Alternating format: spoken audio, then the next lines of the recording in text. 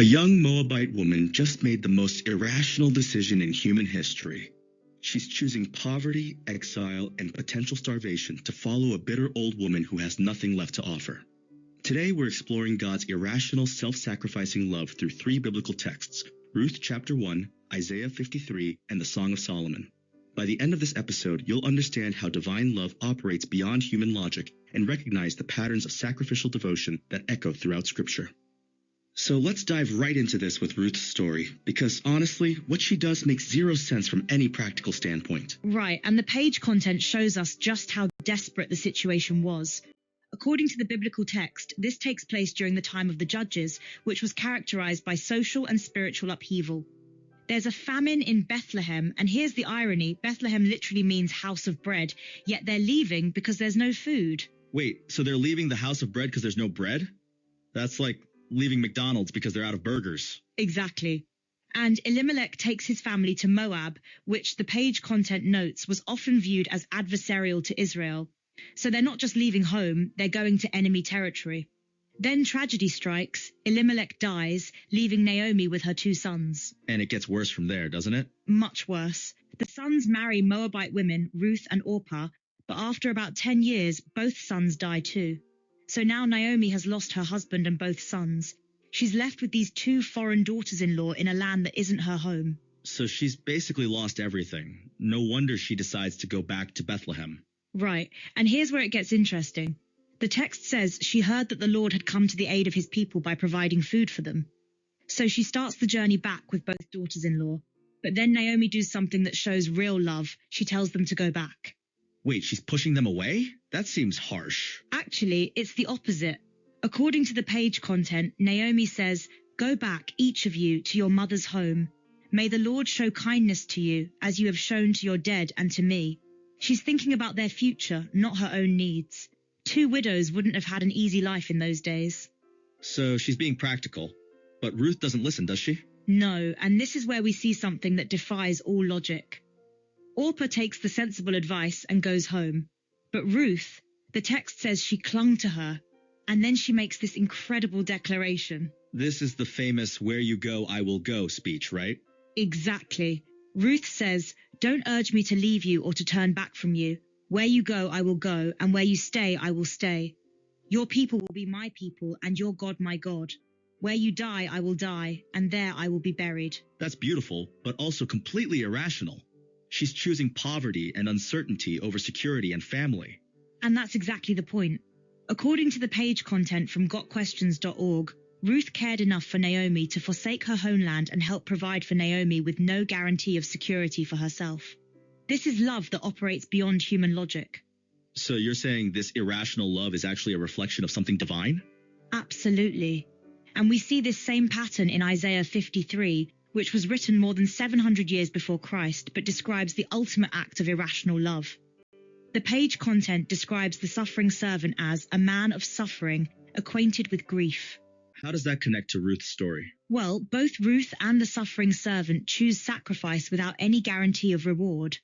The page content notes that Isaiah 53 illustrates a selfless act of sacrifice, as the servant carries the burden of humanity's sins. Ruth carries Naomi's burden in a similar way. That's a fascinating parallel. Both are choosing to bear someone else's pain. Exactly. And the page content emphasizes that this portrayal of vicarious suffering prompts readers to consider the nature of atonement and redemption. By willingly taking on the burdens of others, both the servant and Ruth model unconditional love. But there's another text you mentioned, the Song of Solomon. How does that fit into this picture of irrational love? The Song of Solomon shows us the passionate, almost overwhelming nature of divine love.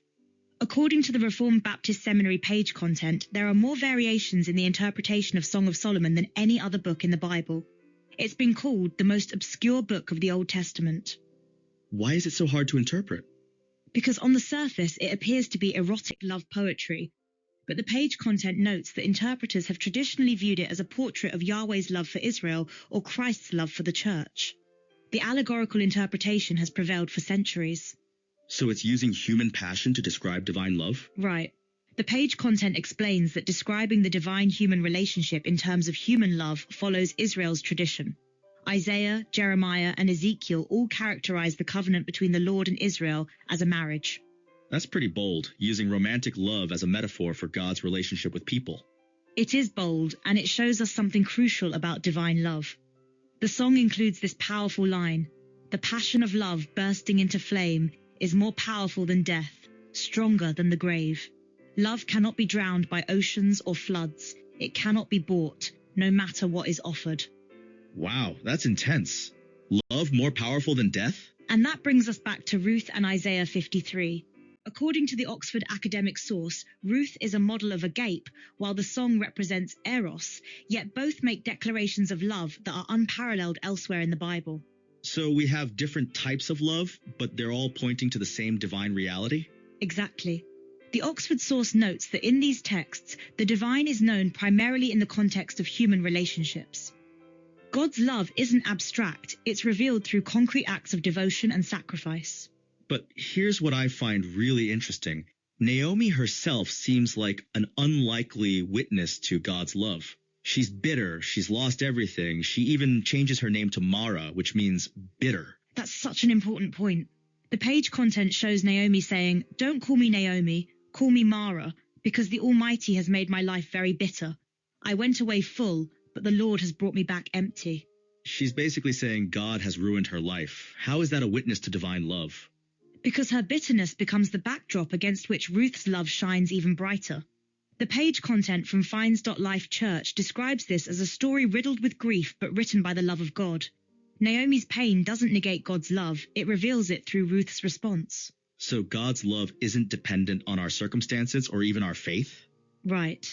The page content notes that Ruth's commitment to Naomi transcends familial duty. It is a radical choice made out of deep love and faith. Ruth chooses love even when Naomi can't see God's goodness. And that mirrors what we see in Isaiah 53, doesn't it? The suffering servant loves even when people reject him. Absolutely. The page content describes the servant as despised and rejected, yet he continues to bear their griefs and carry their sorrows. It's love that persists despite rejection. This is starting to paint a picture of divine love that's completely different from human love, isn't it? Yes, because human love is usually conditional and reciprocal. But according to the page content, this divine love models a form of unconditional love that is profound and transformative. It doesn't depend on the response it receives. And that's what makes it irrational by human standards? Exactly. The page content from Bible Analysis notes that Isaiah 53 reveals a God who is deeply invested in human suffering and injustice and does not shy away from the pain of his people. Rather, he embraces it through the suffering servant. So instead of avoiding pain, divine love moves toward it? That's the pattern we see throughout these texts. Ruth moves toward Naomi's pain, the suffering servant moves toward humanity's pain, and even in the Song of Solomon, love is described as something that cannot be drowned by oceans or floods. It's persistent, even in the face of overwhelming obstacles. And here's what's really beautiful. The page content shows that Ruth's irrational love actually leads to blessing. She becomes the great-grandmother of King David and an ancestor of Jesus Christ. Her sacrifice wasn't wasted. So there's this theme of love leading to unexpected redemption? Yes, and that's exactly what Isaiah 53 promises too. The page content mentions, "By his stripes we are healed. The suffering servant's sacrifice brings healing and wholeness." It's like love has this power to transform even the worst situations.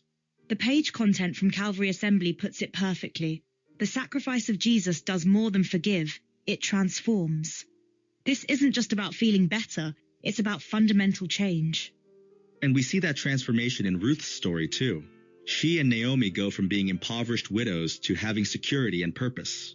Right, because according to the page content, God blessed her tremendously because of her commitment and love for Naomi. The irrational choice led to rational blessing. But I think what strikes me most is how these stories show that divine love often works through human love. That's such an important insight. The Oxford academic source notes that in Ruth and Song of Solomon, the divine is known primarily in the context of human relationships. God's love isn't just abstract theology, it's lived out through people like Ruth. So when we see someone making an irrational choice to love and serve others, we're actually seeing a reflection of divine love? Exactly. The page content describes Ruth's commitment as a life-altering vow that extends beyond human ties to incorporate divine allegiance. Her human love becomes a channel for divine love. That's beautiful. And it means we all have the potential to be witnesses to this kind of love. Right, because as the page content notes, these stories teach us about the power of self-sacrifice and highlight the importance of empathy and compassion in our relationships with others. So when you step back from all of this, what we're really seeing is a completely different understanding of love itself. Absolutely. These three texts, Ruth, Isaiah 53, and Song of Solomon, show us that divine love is irrational by human standards because it's not based on merit, reciprocity, or even hope of return. It's based on the nature of the lover, not the worthiness of the beloved. And that's what makes it so powerful and transformative. Exactly. Whether it's Ruth clinging to Naomi, the suffering servant bearing our griefs, or the passionate lover in Song of Solomon declaring that love is stronger than death, they all point to a love that defies human logic but reveals divine character.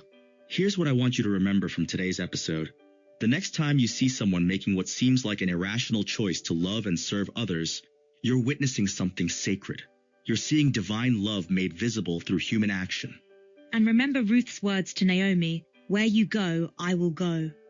That kind of commitment might seem crazy to the world, but it's actually the most rational thing of all when you understand the nature of divine love. Thanks for joining us on Copilot Podcasts. The next time you're faced with a choice between practical self-interest and irrational love, remember, you might just be choosing to reflect the very heart of God.